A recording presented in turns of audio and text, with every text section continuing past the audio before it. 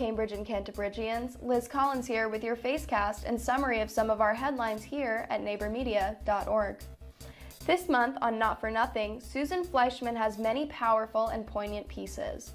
Her most recent was a discussion with Executive Director Moshe Rohani and immigration attorney Deirdre Giblin from Community and Legal Services and Counseling Center.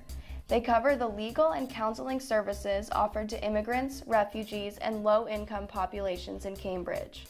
On September 25th, Not for Nothing took a look at the voting system in Cambridge and taught us where to look for information about candidates. Finally, Susan Fleischman's Not for Nothing took on a timely discussion of white supremacy and racism, police brutality, and the acquittal in St. Louis of the police officer who killed Anthony Lamar Smith. In another segment, Siobhan Bredren covers the Cambridge Beat the Belt mural rededication, illuminating the event's goal to celebrate citizen activism in Cambridge. And finally, in response to the hurricane disaster in Puerto Rico, Maurice Wilkie covered the local Latin Caribbean fusion restaurant La Fabrica Central's Puerto Rico real-time recovery fundraiser on the afternoon of September 24th. Fortunately, I'm on public TV, so I'm going to keep the salty talk to no salty talk because I think I would get kicked off. So I've been listening to a lot of different podcasts and reading a lot of different things. Here it comes to like the end of the year, and we've just finished the weekend of Black Friday into Cyber Monday, and a lot of folks selling you diets and weight loss and all of this all had this fear factor, right? And it just made me think of like the TV show Fear Factor, except for you don't win any money. And the biggest thing I know, and I'm talking to the people who I like to work with, the biggest thing I know is that you look in the mirror every single day and you hope and pray that something different happened overnight. You look at other people on Instagram, Facebook, all the socials, and you're like, how come so-and-so can do this, but I can't? And that makes you internalize it and makes you feel like a loser. And I don't say this to junk punch you. I say this because as soon as you recognize that, you can change it. And I know for me, how long could I be frustrated before I take a change? And I say this because 5 years ago, I just felt like I was getting fatter. And despite how clean I ate, despite how hard I worked out, nothing changed. I go to my doctor and she's like, well, girl, you can't have the body of a 25-year-old. Well, that almost made me want to throttle her, but I didn't want to be on the news. And I know that my husband would not bail me out. So I get you. I know what it's like to look in the mirror and just be like, I'm at my wit's end. I have no idea what else I can do. And it's even more frustrating for me because I'm a fitness professional. And I'm like, all the levers I pull with my clients, and they're getting freaking amazing results. And here's me. So how do I have any credibility? How do you look at me and be like, how's she going to help me? Right? So then that's another mind game that's going on. So the other challenge that I see with clients is that they want to hit this magical goal weight. And when they insert your magical goal weight, I don't know, doves are going to fly from the sky, monkeys are going to fly. It is just going to be like manna from heaven. Life is just going to just open up for you. When you walk by, ATMs are just going to spit out hundreds. Well, I got to tell you, so many people fist fight to get to this particular weight that they just made up in their head. I have a client for years. She's been a client of mine on and off for 7 or 8 years. And every single time she comes back, she's like, hey girl, 138. I've got to hit 138. Or I just need to hit 138. And I always ask, why? What's the 138? And she's like, well, I just want to feel my best. And I asked, well, when was the last time you were at 138? And she's like, well, college. Well, she's 40 now. I'm sorry, college was a long time ago. College was 20 years ago. Why are you chasing a 20-year-old goal? It's like if I were an Olympian, would I be chasing a 20-year-old record, or would I be chasing the most current record? I'm going to chase the most current record. And, I challenge you to break up with the back in college or before my last kid and your kid's now in college, I weighed X, because the scale only measures your relationship to gravity. That's it. There's so many other factors that go into scale weight and weight loss that it's not about the calories in and calories out. And as soon as you kind of take this step back and say, I have to honor where I am, then I can move forward. Trust me, I have the patience of a gnat, and I want what I want, and I want it right flipping now. But I've had to come to Jesus, and really get methodical about my approach, because the haphazard approach doesn't work. I see it all the time. I see it on January 1st, the millions of people who flock to the gyms. I see it, all the millions of people who flock to my class before, insert the vacation, insert the long weekend, and then they're like a bad penny. Nothing changes. It's like a revolving door. Hey girl, I gotta get fit in the next 4 weeks. Good luck with that. Hey girl, I gotta get fit for this. Good luck with that. And I don't say this to be rude. I say this because your body isn't like this, like a cake. Like you could be like, hey, there's a birthday. I'm gonna make a quick cake. That's not how your body works. Your body is like more like, I want to say, like, have you ever seen those giant, like, giant container ships, and it's filled with all the containers that has variety of goods and services and crap. And in order to make that ship turn, I just can't whip the wheel. I have to slowly turn the wheel so that I don't have all those containers fall off. I don't get top heavy and have the whole ship capsize. It has to be in a methodical approach. And the same thing comes to when you're going from fat to fit, right? It is a methodical approach, because how many times do you want to go down this road, right? It's not, going from fat to fit isn't like going to Disney, where, you have people who go every year. You want to go down this road once. In order to go down this road once, you have to, one, suck it up and realize that it ain't going to be going to Disney. That there are going to be some good days, there are going to be some bad days, and there are going to be some days that you're just kicking the wall, screaming profanities. And that's okay, because it's a learning process. And the more you learn, the more you're able to make it a lifestyle. And the more you're able to make it a lifestyle, the more you're breaking up with the whole diet, right? Because diet is only meant to be said, it's in vocabulary. If we were just using pure vocabulary, diet is what I eat. The end. It's not my worth. It's not about my weight. It's not about how much my partner loves or doesn't love me, but not how much my kids love or love me. And it's not about if I'm great at my job. It has nothing to do with that. A diet is what you eat.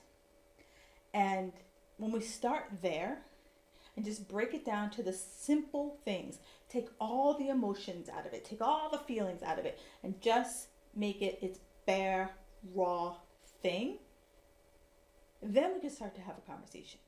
And that's what a good coach does. We take the emotion out of it, because trust me, I'm emotional about me. I think I am the bee's knees. You think you're the bee's knees. And when it comes to making changes and getting out of my comfort zone and doing things differently, I'm going to protect my comfort like a pit bull protects its master. I don't want to make those changes. But I also have to look down the road and say, if I don't change, nothing changes. And that's the mantra that I keep saying, because if you can't feel like a prisoner in your own body anymore, you got to work between your ears harder than you work your body. Because it is the the stuff between your ears that's going to drive what you do with your body. It's the stuff between your ears that's going to drive how you eat. Because we don't eat with our body, we eat with our brain, right? You're walking down the street, like, so right now, across the street from this studio is McDonald's. McDonald's, their French fries, tell me, do they not smell like, OMG, I need to go in there and I need to get the size this big, right? It's our smell. So I start romanticizing the French fries. I remember what the taste of French fries, the salt, the right salt fat ratio, and oh my God, do I want ketchup or do I want sweet and sour sauce? So all of a sudden I'm romanticizing French fries, but I know that those French fries go right to my tush. So I need to like pull up and not, and so then my logical brain starts talking and it says, hey girl, you're trying to get yourself to Hawaii in April and that's not really going to get you there. And so you start having those conversations, but sometimes people just mute that, voice of reason and they're like, those French fries, bring them on. So tonight I want to walk through, how do you start to make this mindset shift? And it's not overnight. Like, I wish it was like a light switch that I could be like, you're going to listen to this show and you're going to go off into the sunset and you're going to take all of these rules and you're just going to be like amazing. It's going to be like the end of a fairy tale. I would be lying to you if I told you that. But what I am going to say is, like, every time I give you tips and tricks and hacks, I want you to pick one that feels easy. I want you to be a winner. I don't want you to pick something that's going to make you feel hard and fail. And then you're like, see, I told you, she don't know what she's talking about. It's impossible. So the biggest thing is the food rules. Every single time I start working with someone or I see on Facebook or somewhere, someone's like, well, what's the good food list?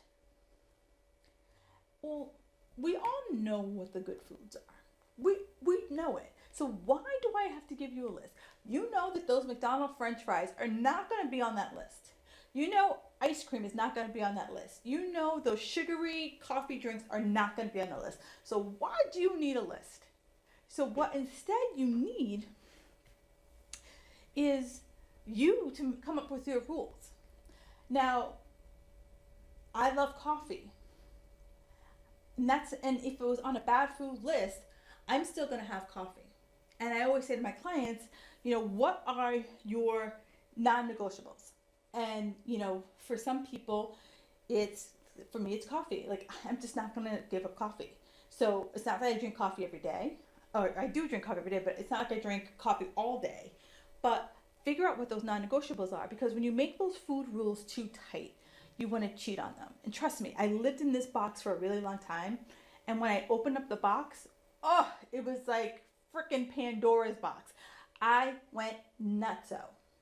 And so now that I've put some structured flexibility around my food, I don't lose my stuff around cake. I don't lose my stuff around sugary things. It's like, I will have a couple bites and I'm okay. But when I said no, I lost my stuff. So you have to know where your head is at. Are you one of those people who could have a few and be okay? Or are you those people who, like, if you restrict and then when, you open the lid, you boil over and you go cuckoo? Because it's like, I want you to make this a lifestyle. And, if you've been following me for a while, I'm a big 80-20 proponent. Like, that's my jam. 80% of everything I eat is great. It's clean, it's unprocessed. 20% are fun foods. And let's be honest, at my age, no one's gonna call me right now and be like, hey girl, do you wanna go out? Because if you call me after 6 o'clock on most days, my bra's off and I'm in my PJs. So you better be bleeding from the eye to get me out of my house after 6 o'clock. So for the most part, I know this week, today's my husband's birthday. We're going to have cake. Saturday, we're actually going out to celebrate his birthday. So that's another time I'm going to have a treat meal. Everything else is going to be a normal week. And for me to have a normal week, I have to have a plan. And it's really funny because most people think of me as a planner, but a lot of things in my life I'm a winger. And I was a really big winger. I don't even know if that was is that a word? I don't know. We're using it. I was a winger for my food. And I just let it happen. And when you let food happen, that's when you run across the street and get those french fries. That's when you run across the street and you get that muffin. And then a few hours later, you're like, why am I so hungry? And you start eating more and more crap. Where when you plan your meals, and I'm not saying you have to be Martha Stewart. I'm not saying you have to be this anal retentive freak. I'm saying I literally sit down on Saturday before I go to the grocery store and I just flip through Pinterest and I make things simple. I'm a big crock pot girl. You could be an Instapot, whatever. But I just like to set it and forget it. And at least a couple times a week, I throw in something. And what I like to do is take half of it and we eat it. The other half I throw in the freezer. So that when a week that I don't have the time to cook. So this month I'm traveling a lot. So I won't have as much flexibility as I normally do. So I'm going to crock a lot of things this the next few days. And half of it's going to go in the freezer so that all I have to do is take that bag out and thaw it, throw it in the microwave, and we have dinner. And so I want to make things as quick and simple and easy as possible because I know what it's like to come home after working an 8+ hour job plus the commute and having to come home, open the fridge and be like, what are we going to eat? And then being so hungry that anything that's not nailed down, you're eating. But when I have a plan, when I know I'm going to come home, this is what's going to go in the oven, this is what's going to go on the stove, and I'm going to go upstairs, change my clothes, and then presto changeo, 30-45 minutes later, I have food. I always challenge my clients. I'm a big proponent of those like home meal prep kits, even if you do it a couple times a week, because if you hate going to the grocery store, it's right there. They've pre-measured, they've pre-done everything for you. All you have to do is, depending on your level of cooking, you could find ones that you don't even have to chop stuff. You just have to open up the bag, throw it in the oven, or throw it in a pot or whatever. So I challenge you to at least come up with a menu. I'm not saying that you have to meal prep. I'm not saying any of that. I'm saying baby steps. The first thing is figure out what it is that you're going to eat. Because food is the easiest thing for you to manage, right? If you notice, I haven't talked about going to the gym. I haven't talked about what to eat. I haven't talked about anything. I'm talking about how do you set yourself up for success. And the biggest thing I've also found is that it's this whole calories and macro thing. I did the macro thing. It made me bonkers. I'm surprised I'm not in the fetal position. I hated it. And I also saw and I see how obsessive those numbers make people. That they are so, if it doesn't, and some people have to balance the penny. And I remember I had a client when I used to give macros to my clients, and she had to balance to the penny. And she would have 1/16 of a piece of asparagus in order to get her carbs to hit the number. And I just was like, that's just too much. It's just too much. And the same thing with calories. Now, I'm not saying calories don't have a place. That's not what I'm saying. What I'm saying is it makes me crazy when you go to your medical doctor and you tell them that you want to lose weight and they give you a piece of paper and they say, hey, Susie, you need to follow a X thousand calorie plan. Our body isn't a math equation. It's not like, X plus Y gives you Z. It is like solving an Einstein type equation. Yes, calories matter, but it's what's in the calorie, because 100 calories of cookies is not the same as 100 calories of chicken. And so that's where I struggle with the calorie thing, because calories break it down, making it seem like every calorie you take in is being processed by your body in the same fashion. So I always tell people to look at the quality of the food first then look at the calories. Because if you're eating quality food, no one ever got fat eating thousands of calories of broccoli. I challenge you to eat thousands of calories of broccoli. You'll probably like explode from all the fiber, but I've never heard anyone overeat kale, overeat broccoli, overeat green beans. You could overeat cookies way easier than you can overeat any of those things. So I challenge you to expand beyond calories and look at what are making up those calories and break free of trying to be a math equation, because especially for us ladies, there's so many other processes that go into us gaining or losing the weight. And the last thing I really want to stress as you kind of start to make this like turn in your mindset is instant success, instant results. The best way I always like to use this example: have you ever saved for a home or a vacation, or you saved money for a while, and every week, a little here, a little there, a little here, a little there, and eventually you had whatever it was you were saving for. It took time, right? So let's just say your house for argument's sake. If you're trying to save, I don't know, $10,000 to $20,000, I could sit here right now and say, you know what, I want a new house, and I'm gonna save $20,000. I'm not gonna. I don't expect that by the end of next week, the end of next month, I'm gonna have $20,000. I don't expect that, but we expect that if I sat here and said I want to lose 20 pounds, I expect that by at least January 31st, 20 pounds, presto, changeo, is gone. And I challenge that thinking, because how long did it take you to put on the 20 pounds?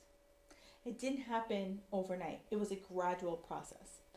And what comes off gradually stays off. What comes off quickly comes back and typically brings some friends with it.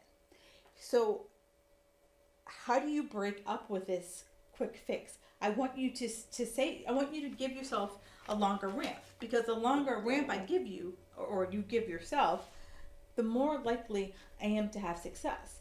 And so I challenge you to say to yourself, do I want success? Do I want long-term success?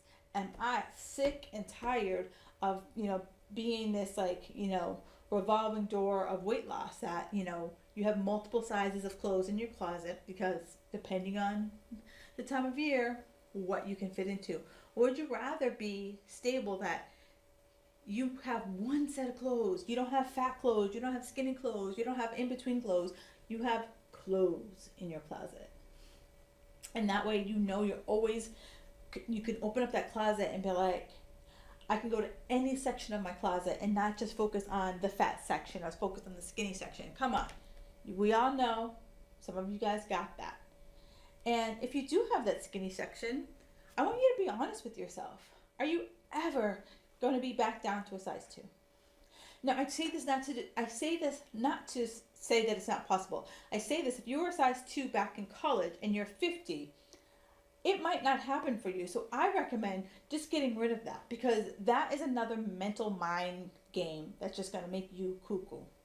Where I'd rather focus on something that's obtainable. If you're a size 12 right now, let's focus on getting down to a size 8. And if you can hit a size 8 and live there and be comfortable without deprivation, then we can start to move down the food chain.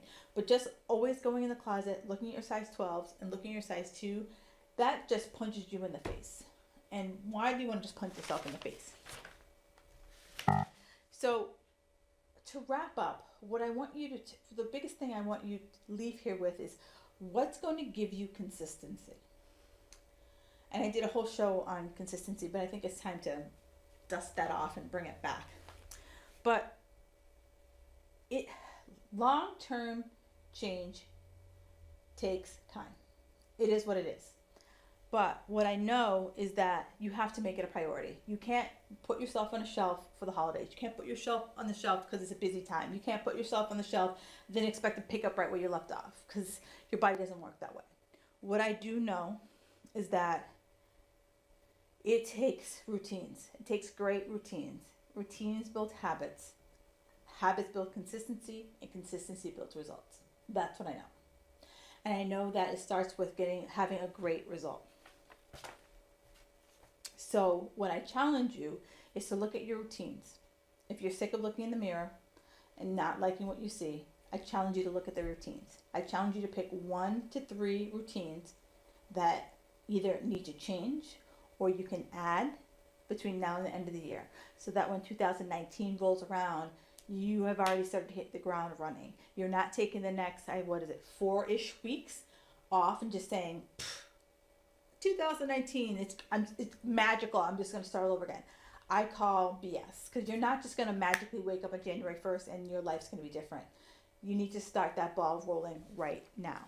So if you're over 40 and you need a little kickstart, a little guide, I go to bit.ly/over40 guide, and I give you some more great tips and hacks.